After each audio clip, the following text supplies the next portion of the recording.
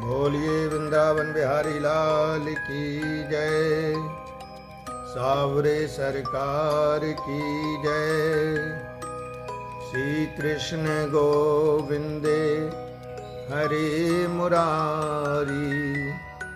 हे नाथ नारायण वासुदेवा। श्री कृष्ण गोविंदे हरे मुरारी। हे नाथ नारायण वासुदेवा। हे नाथ नारायण वासुदेवा। हे नाथ नारायण वासुदेवा। श्री कृष्ण गोविंदे हरे मुरारी। हे नाथ नारायण वासुदेवा। कहते हैं कि कथा श्रवण में श्रीमती निंद्रा देवी ना आए, इसलिए हमें राधे राधे या श्रीमन नारायण नारायण नारायण या जय श्री कृष्ण या हरि बोल हरि बोल हरि बोल राधे बोल राधे बोल।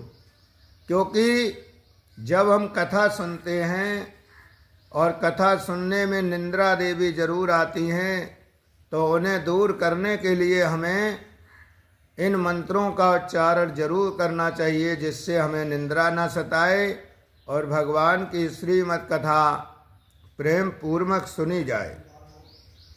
ऐसी विविधान ना डाले निंद्रा देवी, तो उसी लिए हमें श्री राम जी राम जय राम बोले और इसमें संकोच ना करें, किसी भी प्रकार का संकोच ना करें और कथा को प्रेम पूर्वक सुने। तो कहते हैं सच्चिदानंद रूपाय विश्वोत्यादि हतवे ताप विनायसाय श्री कृष्णाय वयम नमः।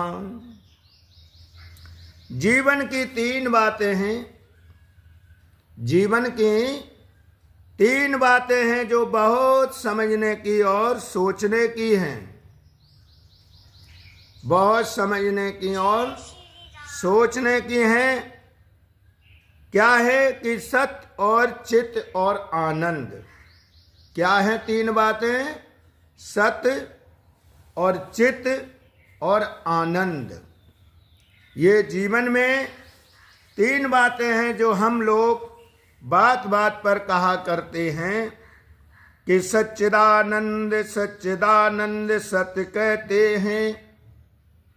क्या कहते हैं? सच्चिदानंद सच्चिदानंद सत्य कहते हैं। अविनाशी, अविनाशी को जो पहले सत्य था, जो पहले सत्य था और मध्य में सत्य है और अंत में सत्य है। अंत में सत्य बचेगा जो परमात्मा अविनाशी है। परमात्मा अविनाशी है, वो सत्य है। पहले मध्य और अंत में वही बचता है, अंत में वही बचता है, उसे सत्य को ही हम सत्य कहते हैं। दूसरी बात यह है कि चित्त माने प्रकाश, चित्त माने प्रकाश, यानी हम लोगों को कोई पुष्कर नहीं, कोई पुस्तक पढ़नी होती है तो हम बल्ब और ट्यूब जलाते हैं, हमें प्रकाश चाहिए। लेकिन जिस परमात्मा को कभी किसी से प्रकाश लेने की जरूरत ही नहीं पड़ती हो, जो स्वयं प्रकाशवान है, साक्षात प्रकाश स्वरूप है, जो स्वयं प्रकाशमान है, ऐसे स्वरूप है, उसे हम चित्त कहते हैं। तीसरी बात यह है कि आनंद, तीसरी बात यह है, जो आनंद है, आनंद की जो परिभाषा शास्त्रों में बड़े सुंदर और रूपों से वर्णन की गई है। ये आनंद क्या है? ये आनंद क्या है कि डल्लभ के गद्दों पर शयन करने का आनंद नहीं है। लोग वो सोचते हैं कि हम डबल बेड पर डल्लभ के गद्दे पर लेटे हैं तो आनंद मिल रहा है। शयन करने का आनंद नहीं है, या एसी कमरे में विश्राम करने का आनंद नहीं है। इसे आनंद नहीं कहती है।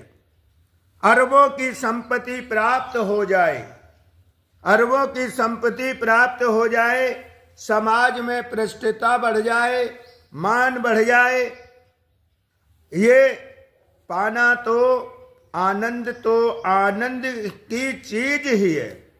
आनंद तो बाहर होता है, नहीं आनंद तो अंदर, और अंदर की चीज है, बाहर होता है, वह आनंद कहते हैं। आत्मा के बोध को ही, आत्मा के ज्ञान को, एक और बात, दुनिया में जितनी भी चीज हैं सबका उल्टा कुछ ना कुछ होता है। जैसे धनवान का उल्टा निर्धन, निधान का उल्टा मूर्ख, लेकिन आनंद का उल्टा कभी कुछ नहीं होता। वो आनंद ही आनंद है। आनंद का कोई उल्टा नहीं। आनंद जो है वो परमात्मा का स्वरूप है। आत्मा का ज्ञान, आत्मा का स्वरूप आनंद इसीलिए है कि सत्य श्री कृष्ण है, और चित्त भी श्री कृष्ण है, और आनंद भी श्री कृष्ण